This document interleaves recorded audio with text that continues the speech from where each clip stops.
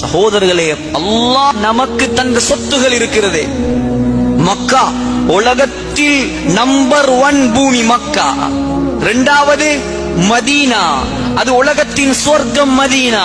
மூணாவது பெலஸ்தீன், மஹ்ஷர் மைதானமே பெலஸ்தீன். எவ்வளோ விளங்கணும் நாங்க, எவ்வளோ படிக்கணும் நாங்க. சகோதரர்களே, மலக்குமார்கள் இறக்கையை விரித்து வைத்திருக்கிறார்கள் பெலஸ்தீனில். அல்லாஹ்வுடைய ரஹ்மத் இறங்கிக் கொண்டிருக்கிறது பெலஸ்தீனில். சகோதரர்களே, உலகத்தில் ஐரோப்பா கண்டத்தில் ஒரு நபி வந்தது கிடையாது.